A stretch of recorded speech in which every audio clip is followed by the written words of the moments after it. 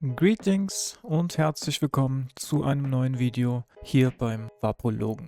Wir machen mal wieder ein bisschen Theorie und zwar möchte ich heute mit euch darüber reden, was sind die häufigsten Fehler beim Umstieg auf Vaporizern? Also was sind die häufigsten Fehler bei Vaporizern-Neulingen? Dazu habe ich mir 10 Punkte aufgeschrieben, die möchte ich euch ein bisschen erläutern und dann fangen wir doch direkt mal an mit Punkt 1 und das ist, dass einfach die Erwartung an die Wirkung falsch ist. Besonders bei Leuten, die vom Rauchen aufs Vaporisieren umsteigen wollen, wird genau die gleiche Wirkung erwartet, wie wenn man Cannabis raucht. Dabei muss man unterscheiden zwischen den Wirkungen vom Nikotin, Kohlenmonoxid und dem Kraut, also dem klassischen Tabakjoint, oder dem Kohlenmonoxid und dem Kraut, wie beim Purrauchen, oder nur dem Kraut, was wir beim Verdampfen haben. Darüber habe ich auch schon in anderen Videos geredet, deswegen möchte ich da jetzt gar nicht mehr drauf eingehen. Man muss aber bedenken, dass die Wirkung beim Rauchen nicht nur durch das Cannabis bestimmt wird, sondern auch durch andere Komponenten. Und das ist, wie gesagt, meiner Meinung nach ein wichtiger Punkt, den man sich auf jeden Fall verinnerlichen sollte, wenn man auf das Vaporisieren umsteigen möchte.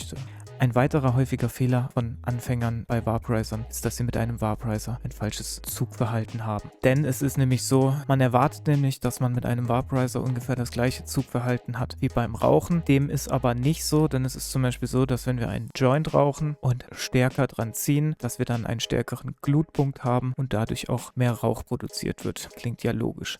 Beim Vaporizer ist es aber anders, da muss man jetzt erstmal zwischen Konduktions- und Konvektionsvaporizer unterscheiden.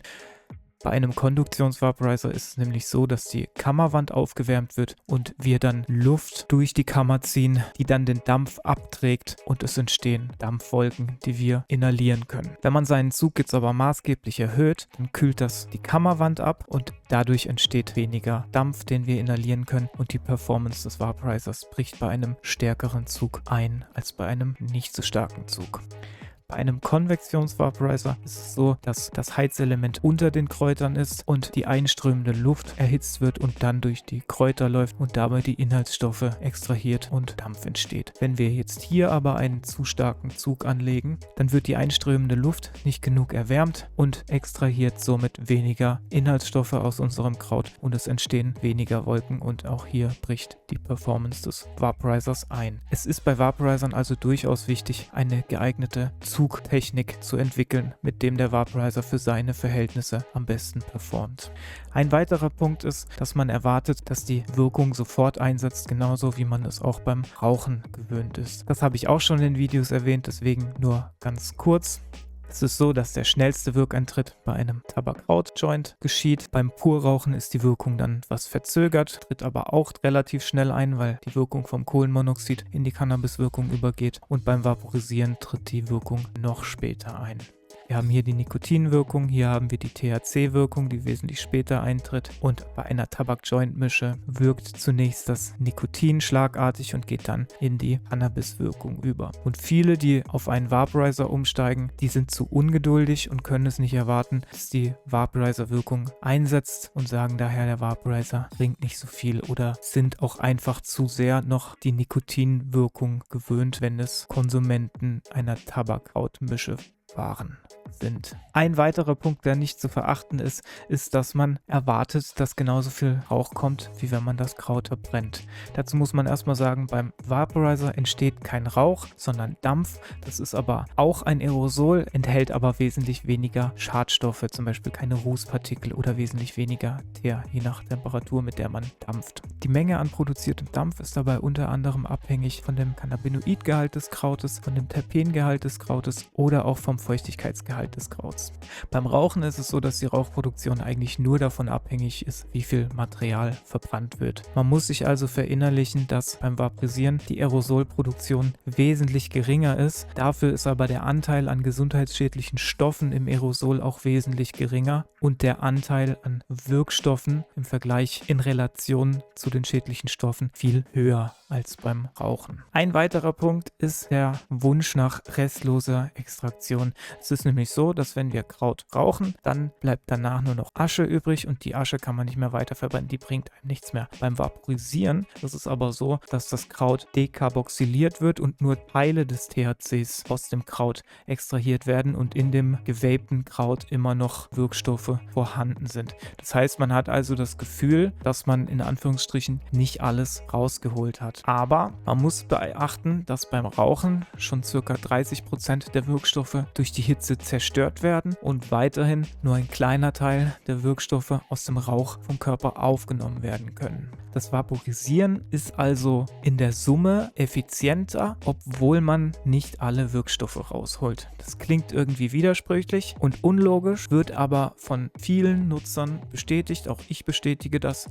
Und wenn du das auch bestätigen kannst, dann schreib es in die Kommentare. Das wäre doch ganz interessant für alle Menschen, die noch nicht vaporisieren. Vielleicht werden die damit überzeugt. Die Temperaturwahl kann auch oft ein Faktor sein, den viele Leute falsch machen. Denn viele Vaporizer-Neulinge, gerade die vom Rauchen aufs Vaporisieren umsteigen wollen, wählen meiner Meinung nach oder meiner Vermutung nach eine zu niedrige Temperatur beim Vaporisieren und wundern sich dann, warum die Wirkung so schwach ist. Wenn man vom Rauchen aufs Vaporisieren umsteigen möchte, dann ist es, glaube ich, eine gute Strategie, erstmal mit der höchstmöglichen Temperatur zu vapen und dann nach der Gewöhnungsphase langsam zu niedrigeren Temperaturen überzugehen. Deswegen erachte ich zum Beispiel auch den Dynavap als ein sehr gutes Gerät für den Umstieg aufs Vapen vom Rauchen, weil man damit einfach Temperaturen bis kurz vor der Verbrennung vapen kann, die dann geschmacklich und von der Wirkung doch schon näher am Verbrennen sind als das Vaporisieren bei niedrigen Temperaturen. Der Mahlgrad kann beim Vaporisieren auch einen Unterschied machen. Es ist nämlich so, dass der ideale Mahlgrad der Kräuter abhängig vom genutzten Vaporizer sein kann. Manche performen besser mit fein gemahlenen Kräutern und andere performen besser mit etwas größerem Mahlgrad. Zum Beispiel funktionieren Konduktionsvaporizer besser mit einem feineren Mahlgrad und Konvektionsvaporizer funktionieren eher besser mit einem gröberen Mahlgrad, damit die Luft gut durchströmen kann.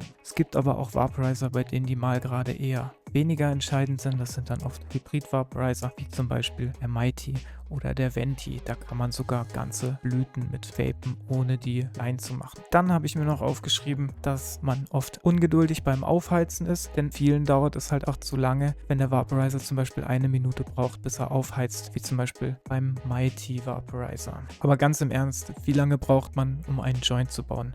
Man dreht sich einen Filter, man macht eventuell eine Mische, wenn man mit Tabak raucht, man dreht den Joint, das kriegt man doch in 1 Minute auch kaum hin. In der Zeit, in der sich jemand einen Joint dreht, habe ich schon 2 oder 3 Bowls gewaped. Hier haben allerdings Pfeifen und Bongs wieder die Nase vorn, denn da geht das relativ schnell. Aber man muss auch sagen, moderne Vaporizer haben mittlerweile auch echt eine kurze Aufheizzeit. Zum Beispiel der Venti von Storz und Bickel mit 20 Sekunden, der Tiny Mite mit 5 bis 10 Sekunden, der Arizer Solo 3 mit 5 bis 15 Sekunden oder selbst in der günstigeren Sparte der X-Max V3 Pro mit 15 bis 20 Sekunden Aufheizzeit.